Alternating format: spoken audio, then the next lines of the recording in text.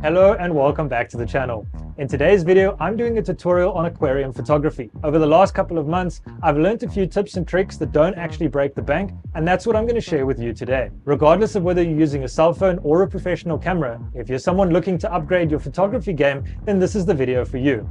Without any further ado, let's jump straight into it and make some magic. Before we segment this video between those that are using cell phones and those that are using professional gear, there are a couple of tips I'd like to cover that apply to absolutely everyone. So the first thing I'd like to talk about might seem pretty obvious, and that is cleaning your aquarium glass. What I've come to notice is that regardless of how clean the tank might look, cleaning the glass before you take photos is absolutely crucial to getting high quality ones. The reality is that no matter how clean your tank is, even within 24 hours of cleaning the glass, you will have some form of buildup. While it might not be visible to the naked eye, I guarantee you your camera is going to pick it up and your image quality will suffer.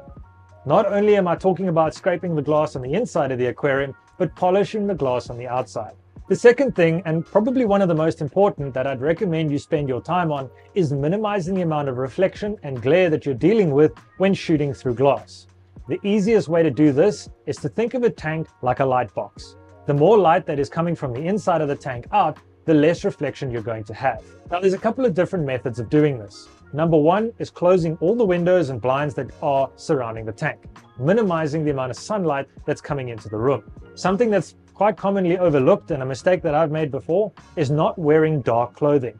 Anything white or light is going to be reflecting the tank's light back onto the glass and causing a reflection. I guarantee you, wearing a black shirt is going to make your life 10 times easier. If you're someone that has a tank placed in a room where you cannot eliminate all exterior light, the easiest workaround to this, while it might look a bit silly, is using a blackout sheet. If you don't have one of these available, you can also alternatively use a dark towel. Ideally, we're trying to make the tank the brightest thing in the room so that the light permeates outwards and not the other way around. The next closely related thing we're going to talk about is the amount of light inside your tank. Without turning this into a full-blown photography tutorial, what you need to know is that a sensor requires light to capture an image. The more light that it gets, the smaller it can have its aperture, essentially creating a sharper and clearer image. However, the smaller your aperture setting goes, the less light your sensor is going to receive.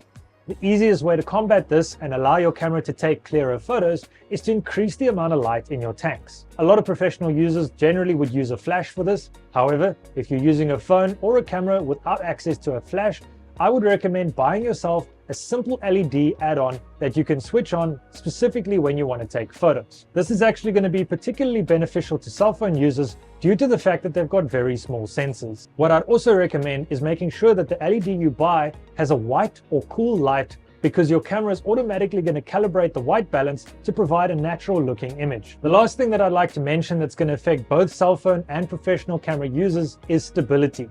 Now, I'm not only talking about using something like a tripod.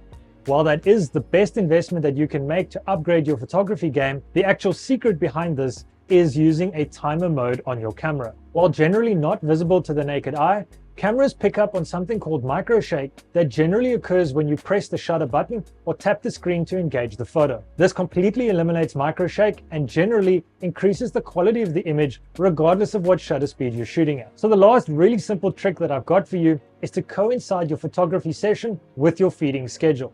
This way you can specifically lure your animals to exactly where you want them in a tank and make it a lot easier to take photos, considering that it's very rare for them to sit still. Now that you know how to prepare for your photography session, it's time to take some photos.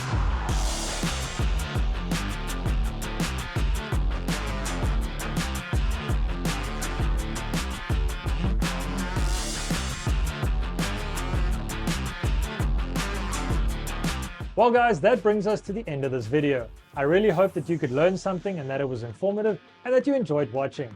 If you did, consider leaving a like. It helps it reach other people that might be interested in the topic.